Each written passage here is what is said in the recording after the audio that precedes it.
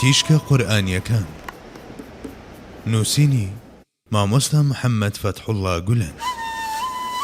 كيف يهدي الله قوما كفروا بعد إيمانهم وشهدوا أن الرسول حق وجاءهم البينات والله لا يهدي القوم الظالمين.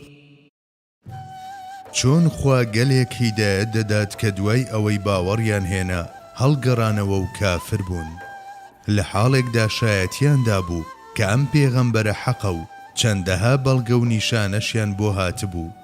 خوا قەت ستەمکاران ڕزگار ناکات.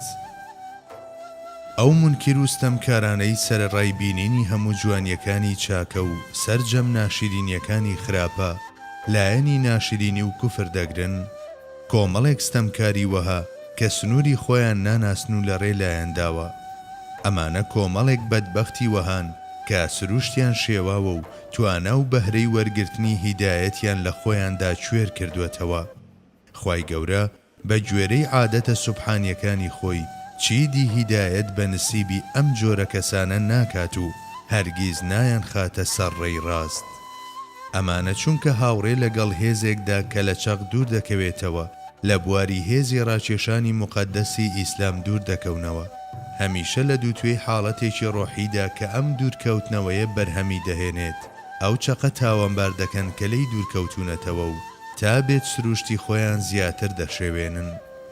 بەم کارەش کە دەیکەن گوایە چونکە جاران یەکێک بوون لە ئەهلی ئیمان دەیناسن و لایەنە خراپ و ناشرینەکانی ئاشکرا دەکەن و بەمەش هێز و ورەی سەنگەری کوفر و ئیلحاد بەرز دەکەنەوە و ئیماندارانیش نوقمی خەفەت و نائومێدی دەکەن.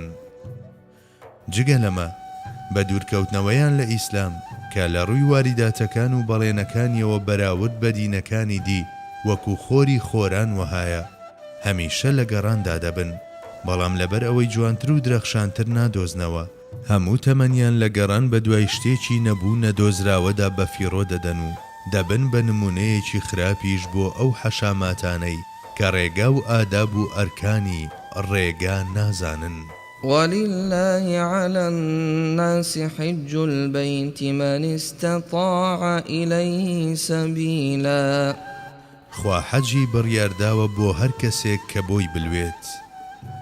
هەر عیبادەتێک کە بۆ خوای گەورە دەکرێت بریتیە لە شوکرانە بژێری ئەو نیعمەتانەی پێی بەخشیوین. ئەمەش تەنها بۆ خوا و لە پێناوی خوادا دەکرێت.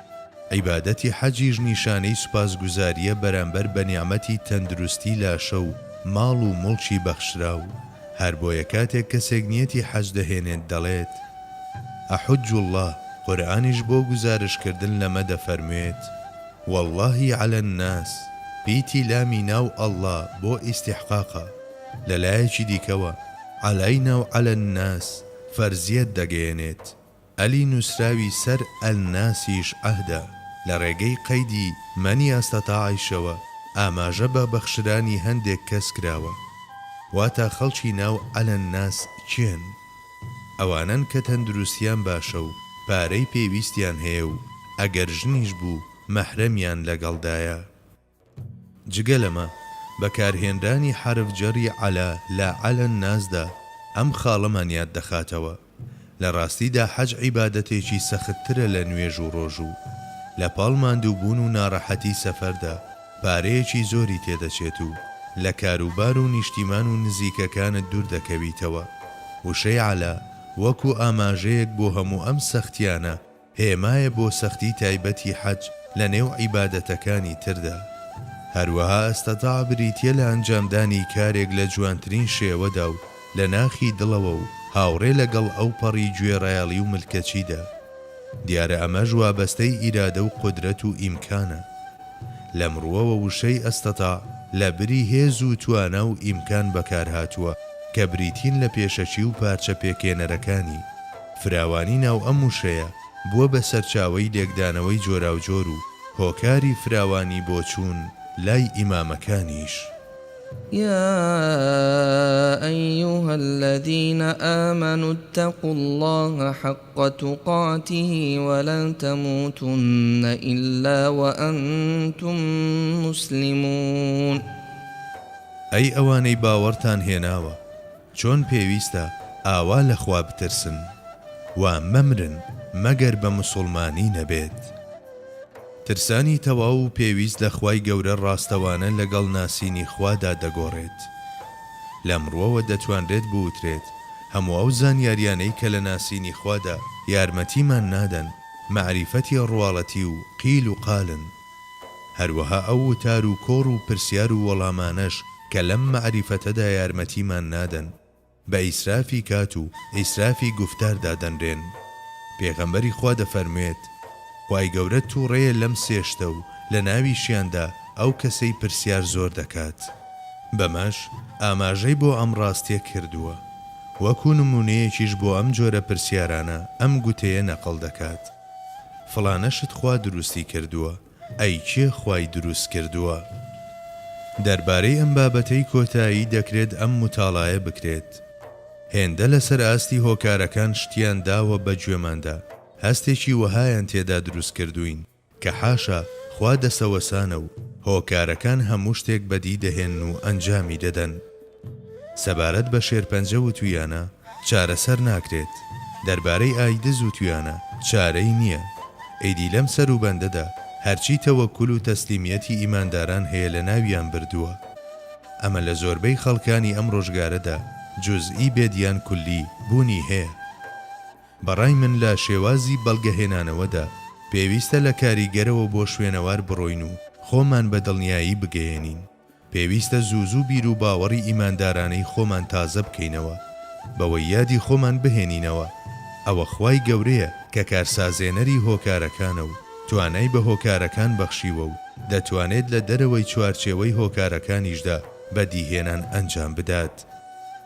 هەبوونی تەقوا بەرامبەر بە خوای گەورە بە جۆرێک کە شایستەی ئەو بێت، بەواتایەکی تر هەستکردن بە ترس و شانوشکۆی ئەو تەنانەت لە هەستان و دانیشتنیشدا و ئەو پەڕی گرنگیدان بە هەر هۆکار و ئامرازێک کە داخوازی و پێداویستی هەستێکی ڕازگۆیانەی لەم جۆرەن و ڕێگەنەدان بە دروستبوونی بۆشایی لە نێوان ژیان و ئەنجامەکاندا و دۆزینەوەی گوزەرگایەک لە ناو هەموو ڕوودا و گفتار و بیرکردنەوەیەکدا کە بەرەو خوا بڕوات و برنەوەی باس و خواسەکان بۆ سەر ئەو و هەڵوێستەکردن لەسەر چۆنیەتی و شێوازی هاتنی ئەو نیعمەتانەی کە لە ژماردن نایەن. بەڵێ ئەمانە و هاوچەشنەکانیان بریتین لە چوونە سەر ڕێی تەقوای ڕاستەقینە. تەقوایەکی لەم جۆرە کە لە هەمان کاتدا بەمانای چوونە سەر ڕێی مردن بە مسڵمانیەتی دادەنرێت، حاڵەتی ئەلمەڕدیەی وەهایە کە تایبەتە بە پێغەمبەران و میراتگرانی داواکەیان. هاوڵە بەڕێزەکان لە پێناو بەدەستێنانی حاڵەتێکی لەم جۆرەدا هەتا دەست و پێیەکانیان دەئاوسا و بەڕستیان لێ دەبڕا خۆیان ڕادەستی عیبادەت دەکرد و چەندین ڕۆژ بەرەو ئەم ئامانجە دەڕۆیشتن و بۆشاییەکانی ژیانی ڕۆژانەیشیان بە بێگەردی و فراوانی نیەتەکانیان دەسپارد و لە ئاسۆی چەند دەتوانن تەقوای خوا بکەندا بەردەوامیان بە سەیر و سلوکی ڕۆحانیان دەدا.